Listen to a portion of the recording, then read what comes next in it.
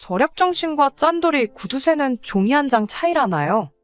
알뜰살뜰하게 사소한 것 하나씩 챙기는 모습이 저한테는 둘도 없는 장점처럼 보였어요. 저나 남자친구 두 사람 다 사회인이 되고 나서 직장 생활을 하는 중에 만나 연애를 시작했거든요. 손해보는 거 참 싫어하고 근검절약하는 습관이 저는 엄청 어른스럽다고 느꼈고, 그러한 남자친구의 습관들이 제가 모자란 부분을 채워줄 수 있을 거라 생각했습니다. 연애를 4년 가까이 했는데 아직 콩깍지가 남아있었나 봐요. 결혼은 현실이라는 말이 뼈에 사무치게 와닿는 상황이네요. 남자친구 입장에서는 결혼 승낙을 한 제가 다 잡은 물고기라는 생각이 들었나 봐요. 연애하는 동안 남자친구는 이것저것 따져가고 계산해가면서 항상 합리적인 소비를 추구해왔어요. 그렇다고 해서 실제로 저한테 돈 쓰는 걸 아까워한다거나 푼돈 얼마 때문에 싸우고 소심하게 나오는 구석이 없었습니다. 적어도 그동안에는 쓸 때는 쓰고 아낄 때는 확실하게 아끼는 사람이었지요. 그리고 4년이라는 긴 시간을 해오면서 봐왔던 모습에 남자친구가 제게 청혼을 해왔을 때 그렇게 하겠다 승낙을 하게 되었고요. 남자친구가 나이가 저보다 2살이 많습니다. 하지만 취직한 연도는 똑같았어요. 남자는 군대가 걸려있으니 2년 취직 늦은 게 흠잡을 이유라는 생각이 들지는 않았습니다. 두 사람 다 다니는 회사가 비슷비슷한 수준이고 직접적으로 말해준 적은 없지만 연봉 또한 비슷하게 받는 듯 싶었지요. 결혼 이야기가 처음 오고 가기 시작했을 때 저는 당연히 남자친구나 저나 모아놓은 돈의 액수가 비슷할 거라 생각했어요. 5년 직장 생활에서 5천을 모았으면 솔직히 사회초년생이 이 정도면 돈 낭비하지 않고 잘 모은 거라고 생각했거든요. 그런데 남자친구는 제 2배가 되는 액수인 1억을 모았더라고요. 데이트하면서 뭐 비싼 선물 받아보거나 좋은데 여행 가본 적은 없지만 서로 비슷하게 지출을 했는데도 그 정도를 모은 걸 보니 참 대단하다 싶었습니다. 남자친구나 저나 둘 다 부모님으로부터 독립해서 나와 서로의 직장 근처에서 자취를 하고 있었는데 저와 비슷한 월급을 받던 남자친구에게 어떻게 그 정도 돈을 모았냐고 물어보니 정말 가관이더군요. 집에서 관리비 아낀다고 냉난방 안 쓰는 건 물론이고 샤워도 찬물로 했다더라고요. 알뜰폰 무제한 요금제를 들어서 인터넷도 집에 따로 설치하지 않았고요. 전기세 아끼겠다고 핸드폰 같은 전자기기 충전도 전부 회사에 가서 했다 하고 밥도 대부분을 회사 식당에서 해결했대요. 집에서 밥을 먹어야 할 때는 고구마 한 상자 사놓고 고구마만 먹었다고 하더라고요.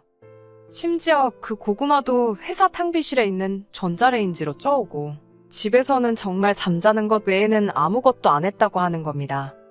알뜰살뜰한 건 알았는데 그 정도까지 한다니 조금 걱정이 되기는 했어요. 검소하고 근검절약하는 습관이 장점이고 그것 때문에 결혼을 결심했기는 하지만 그렇다고 해서 저까지 그렇게 살고 싶은 생각은 없었거든요. 아무튼 그렇게 해서 남자친구가 저보다 모아놓은 돈이 훨씬 많기는 했습니다. 결혼은 요즘 추세가 다들 반반을 하잖아요. 남자친구가 이것저것 따지는 성격이긴 하지만 그것 때문에 결혼할 때 금액을 똑같이 해오려고 생각했던 건 아닙니다. 이미 결혼 이야기 나오고 나서 서로 얼마를 모았는지 이야기를 했을 때도 남자친구는 특별히 제가 모아놓은 돈이 적다는 걸 이유로 아무 말도 꺼내지 않았었거든요. 그리고 결혼 승낙을 받으러 우리 집에 처음 갔을 때 저희 부모님이 저희에게 먼저 힘닿는 데까지 도와주신다고 이야기를 꺼낸 것도 있었어요. 제가 외동이기도 하고 저희 부모님이 노후 준비도 끝나 있고 다른 집에 비해 사실 여유가 조금 있는 편이기도 하거든요.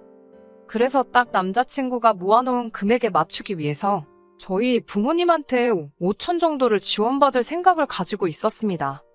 그런데 남자친구에게 그렇게 하겠다는 이야기를 꺼냈는데 남자친구가 너 그렇게 계산적인 여자라고 생각한 적 없는데 왜 그러냐며 화를 내더라고요. 난데없이 왜 화를 내느냐 물었더니 남자친구는 그러면 둘이 모아봐야 2억 아니겠냐며 사실 그 돈으로 서울에 빌라 전세 구하는 것 말고는 할 수 있는 게 없는 거 모르냐 하더군요.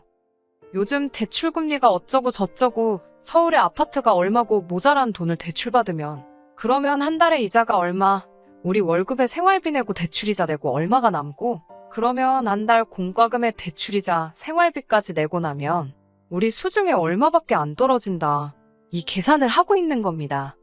그러더니 하는 말이 여유 있는 부모님 가진 것도 능력이라고 하면서 분명히 우리 결혼 승낙 받으러 갔을 때 물심양 면적으로 아끼지 않고 도와주신다고 했는데 뭐하러 힘든 길을 가려고 하냐며 집 할 때 모자란 돈. 그러니까 저희가 대출을 받아야 하는 만큼을 지원을 받아오면 좋겠다는 겁니다. 그래서 남자친구한테 예비 시부모님들은 얼마를 더 지원을 해주시는 거냐 물었지요. 그런데 남자친구는 그 말에 어이가 없게도 지금 자기 부모님이 왜 나오냐면서 어차피 지금 모아놓은 돈이 자기가 더 많지 않냐고 따지더군요. 자기 부모님들은 노후가 아직 안 돼 있어서 괜히 도움받아봐야 나중에 생활비다 용돈이다 달라고 하면 괜히 거절도 못할 거라고 배보다 배꼽이 더 클 테니 차라리 지원을 안 받는 게 좋다고 하더라고요.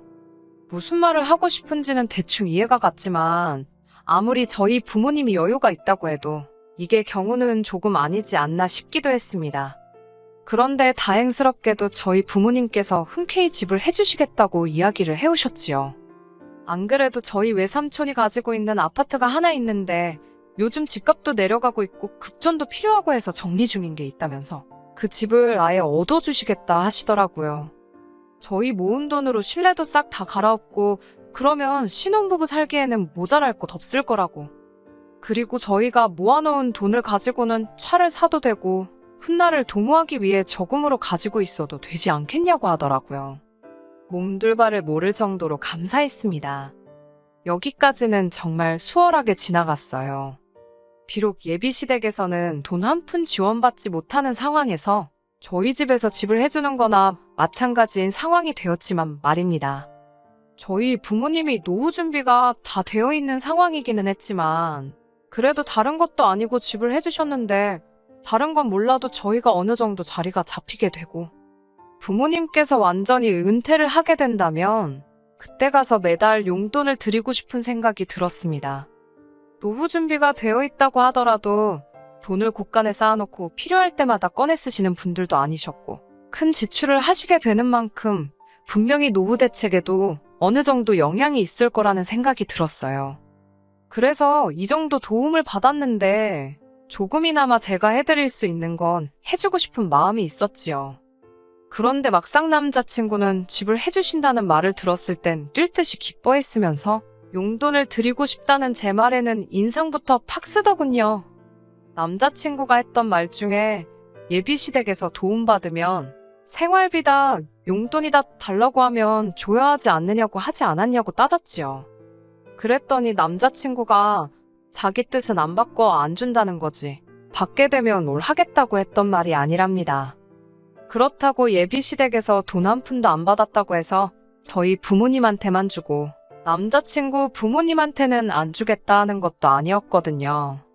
당연히 양가 어른들이 더 이상 경제적인 활동을 할 수 없는 상황이 되면 자식들인 우리가 해야 하는 건 당연한 부분이 아니냐고요. 생활비랑 용돈을 드리는 건 양가 어른들이 은퇴한 뒤의 이야기라고 지금 당장 돈 나가는 것도 아닌데 왜 그걸 가지고 그렇게 싫어하느냐 했습니다. 그러니 남자친구는 무언가 고민하는 척을 하더니 말도 안 되는 제안을 해오더군요. 안 그래도 저희 부모님이 집을 해주신다고 했을 때 짚고 넘어갔어야 하는 일인데 이왕 이야기가 나온 거 확실하게 정하고 가자고 하면서 말이지요. 뭘 물어보려나 했더니 진명이는 어떻게 할 생각이냐고 하더라고요. 솔직히 남자친구가 제가 부모님께 생활비를 조금씩 드리고 싶다는 말을 했을 때 저렇게 네 돈 내 돈 따져가며 굴지만 않았어도 이렇게까지 나올 생각은 없었거든요. 애초에 처음부터 공동명의를 할 생각도 가지고 있었는데 이렇게 확실하게 짚고 넘어가자는 식으로 나오니 무슨 꿍꿍이가 있는 것 같고 우리가 결혼해서 부부가 되는 건데도 이렇게 계산을 하려 나오는가 하는 모습을 보이니 공동명의를 하겠다는 말이 입에서 나오지가 않더라고요. 저도 치사하게 구는 것일 수도 있지만 일단 남자친구랑 제가 모아놓은 돈을 아예 건드리지도 않은 상황에 저희 부모님께서 아파트를 해주시는 거나 마찬가지였던 상황이었으니 저도 모르게 왜 명의 문제를 이야기하느냐고 대답이 나왔어요. 당연히 저희 부모님이 다 내주시는 건데 내 명의가 아니면 우리 부모님 명의가 되지 않겠느냐 했습니다. 예상했던 대로 남자친구가 공동명의가 아니라는 말에 얼굴에 기분 나쁜 감정을 숨기지를 못하더라고요. 저한테 따진다고 하는 말이 아까 전까지는 드리기 싫다던 부모님 생활비를 걸고 넘어지면서 진명이는 네 걸로 하고 생활비는 우리가 번 돈으로 드리겠다니 너무 치사한 거 아니냐고 하는 겁니다. 그러더니 그럼 자기도 생각이 있다는 거예요. 자기가 결혼한다고 모아놓은 1억에는 손을 안 대겠다고 하더라고요. 저보고 이제 우리 결혼하는데 네 거 내 거 나누고 있냐고 정말 치사하다고 하면서 눈에는 눈이고 이에는 이라는 겁니다.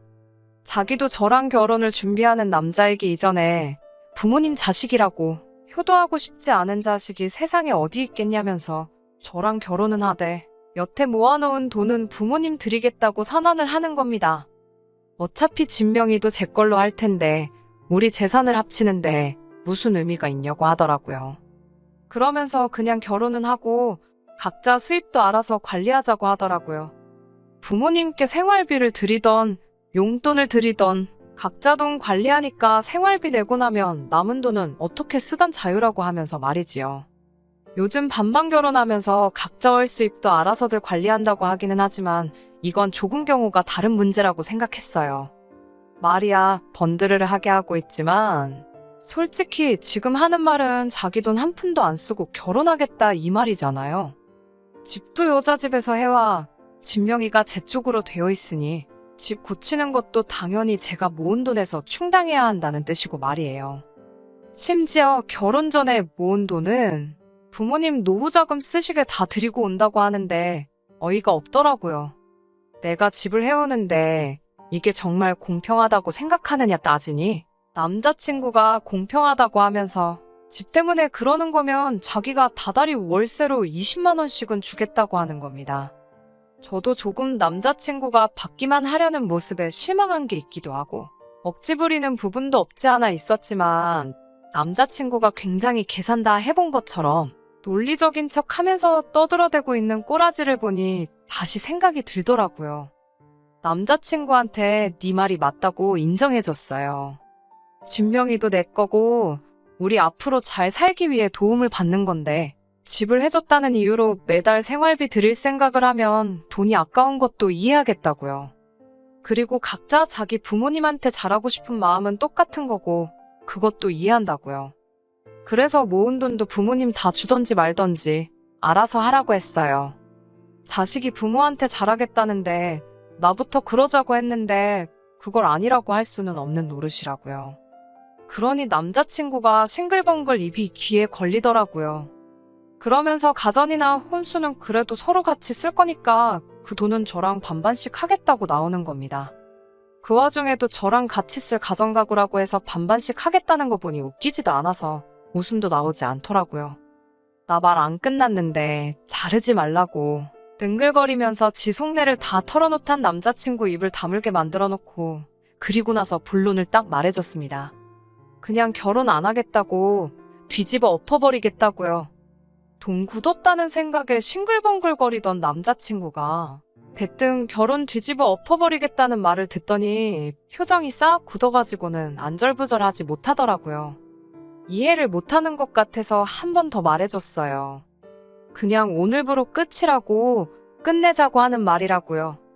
자기 부모님 부담될까봐 돈 한 푼 지원 못 받아오는 것도 좋다. 당장 들어갈 돈 아끼고 싶은 것도 구두쇠인 것도 다 좋다고. 그런데 보자 하니까 아주 사람 너무 우습게 보는 거 아니냐고요. 내가 너한테 월세 받으려고 결혼을 하는 건 줄 아냐.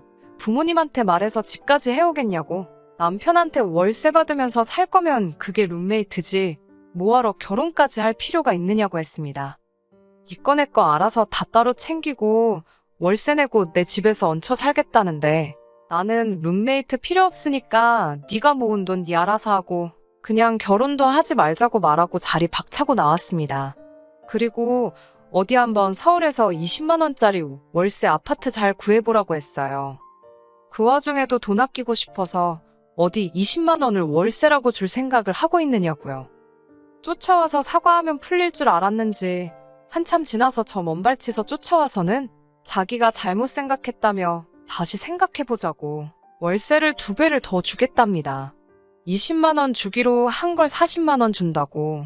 세상에 반성을 하고 싹싹 빌어도 모자랄 판에 흥정을 하고 있으니 어이가 없더라고요. 뒤꿈치로 남자친구 발을 비틀듯 콱 밟아주고 왔네요. 내 근처에 한 번만 더 얼쩡거려 보라고. 내가 4년 연애한 세월이 아까울지언정 너 같은 놈하고 결혼하는 평생 후회할 만한 선택은 하지 않겠다고요. 서울에 5억 아파트 해온다는데 내가 이 나이 먹고 너보다 잘난 놈 하나 못 만나겠냐고. 거지는 사절이라고 말하고 뒤도 안 보고 집으로 돌아왔습니다.